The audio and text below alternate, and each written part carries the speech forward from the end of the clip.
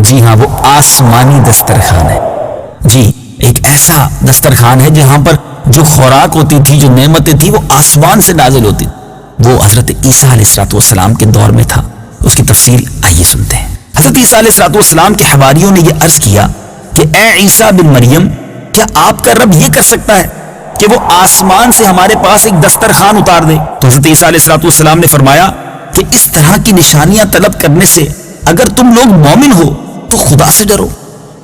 یہ سن کر حواریوں نے کہا کہ ہم نشانی طلب کرنے کے لیے یہ سوال نہیں کر رہے، بلکہ ہمارا مقصد یہ ہے کہ ہم شکم سیر ہو کر خوب کھائیں اور ہم کو اچھی طرح آپ کی صداقت کا علم بھی ہو جائے اور ہمارے دلوں کو قرار بھی آ جائے، اور ہم اس بات کے گواہ بن جائیں کہ بنی اسرائیل کو ہماری شہادت سے یقین اور اطمینان کلی حاصل ہو جائے اور مومنین کا یقین اور بڑھ جائے اور کفار بھی آپ پر ایمان لے آئیں.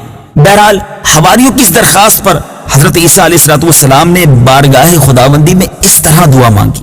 قال عيسى ابن مريم اللهم ربنا أنزل علينا مائدة من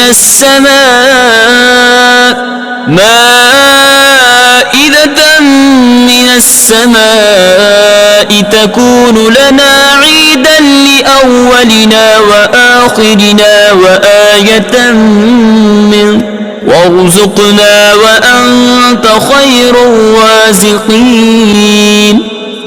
ترجمہ: عیسیٰ بن مریم نے عرض کی، اے اللہ، اے ہمارے رب، ہم پر آسمان سے ایک دسترخوان اتار دے جو ہمارے لیے اور ہمارے بعد میں آنے والوں کے لیے عید اور تیری طرف سے ایک نشانی ہو جائے، اور ہمیں رزق عطا فرما، اور تو سب سے بہتر رزق دینے والا ہے.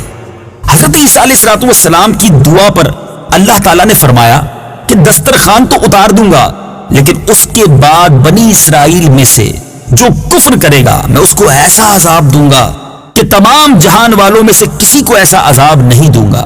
چنانچہ اللہ تعالیٰ کے حکم سے چند فرشتے ایک دسترخوان لے کر آسمان سے اترے جس میں 7 مچھلیاں اور 7 روٹیاں تھیں. حضرت ابن عباس رضی اللہ تعالیٰ عنہما سے روایت ہے کہ فرشتے دسترخوان میں روٹی اور گوشت لے کر آسمان سے زمین پر نازل ہوئے، اور بعض روایتوں میں یہ بھی آیا ہے کہ تلی ہوئی ایک بہت بڑی مچھلی تھی جس میں کانٹا نہیں تھا، اور اس میں سے روغن ٹپک رہا تھا، اور اس کے سر کے پاس نمک اور دم کے پاس سرکہ تھا، اور اس کے ارد گرد قسم قسم کی سبزیاں تھیں، اور 5 روٹیاں تھیں. ایک روٹی کے اوپر روغن زیتون، دوسری پر شہد، تیسری پر گھی، چوتھی پر پنیر، 5ویں پر گوشت کی بوٹیاں تھیں. دسترخوان کے ان سامانوں کو دیکھ کر حضرت عیسیٰ علیہ السلام کے ایک حواری یعنی آپ کے ایک ساتھی شمعون نے کہا کہ جو تمام حواریوں کا، تمام ساتھیوں کا سردار تھا، کہ اے روح اللہ، یہ دسترخوان دنیا کے کھانوں میں سے ہے یا آخرت کے؟ تو آپ نے فرمایا کہ یہ نہ تو دنیا کے کھانوں میں سے ہے نہ آخرت کے، بلکہ اللہ تعالیٰ نے اپنی قدرت کاملہ سے تمہارے لیے اس کھانے کو ابھی ابھی ایجاد فرما کر بھیجا ہے. پھر حضرت عیسیٰ علیہ السلام نے بنی اسرائیل کو حکم دیا کہ خوب شکم سیر ہو کر کھاؤ، اور خبردار اس میں کسی قسم کی خیانت نہ کرنا، اور کل کے لیے ذخیرہ بنا کر نہ رکھنا. مگر بنی اسرائیل نے اس میں بھی خیانت کر ڈالی اور کل کے لیے ذخیرہ بھی رکھ لیا. اس نافرمانی کی وجہ سے اللہ تعالیٰ کا ان لوگوں پر یہ عذاب آیا کہ یہ لوگ رات کو سوئے تو اچھے خاصے تھے، مگر صبح کو اٹھے تو مسخ ہو کر کچھ خنزیر اور کچھ بندر بن گئے. پھر حضرت عیسیٰ علیہ السلام نے ان لوگوں کی موت کے لیے دعا مانگی تو تیسرے دن یہ لوگ مر کر دنیا سے نیست و نابود ہو گئے، اور کسی کو یہ بھی نہیں معلوم ہوا کہ ان کی لاشوں کو زمین نگل گئی یا اللہ نے ان کو کیا کر دیا. اللہ تعالیٰ نے اس عجیب اور عظیم و شان واقعے کا تذکرہ قرآن مجید کی سورہ مائدہ میں فرمایا ہے. آئیے اس واقعے کو سنتے ہیں. یاد رہے سورہ مائدہ کا نام مائدہ اس لیے بھی رکھا گیا، اس کی ایک وجہ یہ بھی بیان کی جاتی ہے کہ مائدہ دسترخوان کو کہتے ہیں. قرآن پاک کی آیات سنیے اور اس کا ترجمہ سنیے. قال عيسى ابن مريم اللهم ربنا أنزل علينا مائدة من السماء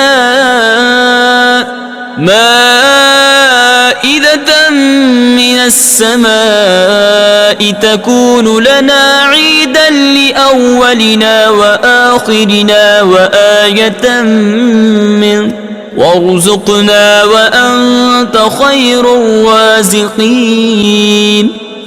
ترجمہ: عیسیٰ بن مریم نے عرض کی، اے اللہ، اے ہمارے رب، ہم پر آسمان سے ایک دسترخوان اتار دے جو ہمارے لیے اور ہمارے بعد میں آنے والوں کے لیے عید اور تیری طرف سے ایک نشانی ہو جائے، اور ہمیں رزق عطا فرما، اور تو سب سے بہتر رزق دینے والا ہے.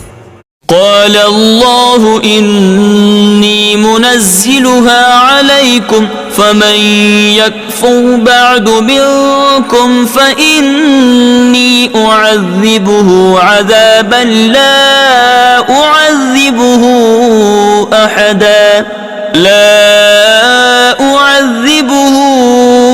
أحدا من العالمين. ترجمہ: اللہ نے فرمایا، بے شک میں وہ تم پر اتارتا ہوں، پھر اس کے بعد جو تم میں سے کفر کرے گا تو بے شک میں اسے وہ عذاب دوں گا کہ سارے جہان میں کسی کو نہ دوں گا. میٹھے میٹھے اسلامی بھائیوں، اس عجیب و غریب آسمانی دسترخوان کا واقعہ آپ نے سنا، لیکن اس واقعے کو سننے کے بعد ہمیں درس کیا ملتا ہے؟ آپ نے دیکھا کہ اللہ کے نبی کی نافرمانی کرنا یہ کس قدر خوفناک جرم ہے اور اس پر سزا کس قدر کڑی دی گئی. اے میٹھے اسلامی بھائیوں، ہم بھی کسی نبی کی امتی ہیں.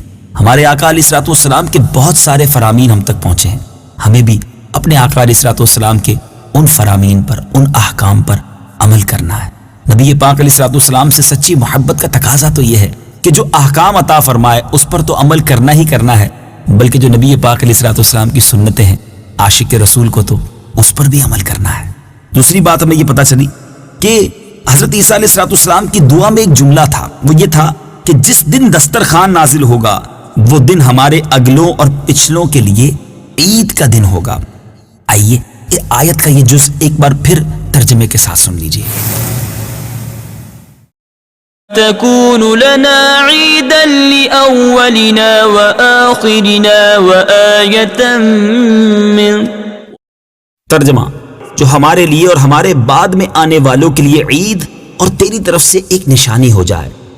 تو آپ نے سنا میٹھے اسلامی بھائیوں کہ جس دن قدرت خداوندی کا کوئی خاص نشان ظاہر ہو اس دن خوشی منانا، مسرت و شادمانی کا اظہار کر کے عید منانا، یہ تو اللہ کے نبی حضرت عیسیٰ علیہ الصلوۃ والسلام کا مقدس طریقہ ہے، یہ نبی کی سنت ہے. اب نبی پاک علیہ الصلوۃ والسلام کی جس دن ولادت ہوئی یعنی 12 ربیع الاول، 12ویں رات اور 12ویں کا دن، گویا یہ تو اللہ عز و جل کی ایک عظیم نشانی، اللہ کی عظیم نعمت کے ظہور کا دن ہے. تو اگر اس دن کو عید کے طور پہ منایا جائے، عید کی طرح اس میں خوشیاں منائی جائیں، تو یہ تو قرآن پاک سے ہمیں سیکھنے کو مل رہا ہے. تو اسی لیے تو عاشقان رسول اپنے گھر کو سجاتے ہیں، اچھے پکوان بناتے ہیں، محفلیں کرتے ہیں، نیا لباس پہنتے ہیں اور خوشی کا اظہار کرتے ہیں. سرکار علیہ الصلوۃ والسلام سے بڑھ کر بھی کوئی نعمت ہے؟ اللہ تبارک و تعالیٰ کی ساری رحمتوں میں، ساری نعمتوں میں سب سے بڑی نعمت تو ہمارے آقا ہے. تو پھر کیوں نہ دنیا بھر میں عاشقان رسول نبی پاک علیہ الصلوۃ والسلام کی ولادت کو عید میلاد النبی کہیں؟ تو یقیناً اس میں کوئی حرج نہیں. اور آج کے اس واقعے سے جہاں بہت کچھ سیکھنے کو ملا، وہاں یہ بھی سیکھنے کو ملا کہ اللہ تبارک و تعالیٰ کی جب کوئی نعمت عطا کی جائے، اللہ کی طرف سے کوئی رحمت نازل ہو، تو اس دن کی خوشی منانا یہ حضرت عیسیٰ علیہ الصلوۃ والسلام کا طریقہ اور ہمارے پیارے قرآن کی تعلیمات ہیں. بہرحال قرآن مجید کی یہی تو شان ہے کہ پڑھتے جائیں، سمجھتے جائیں اور فیضان قرآن لوٹتے جائیں اور اپنی زندگی کو صحیح طریقے سے گزارتے چلے جائیں. انہی نیتوں کے ساتھ یہ سلسلہ لے کر حاضر ہوتے ہیں. مدنی چینل دیکھتے رہیے.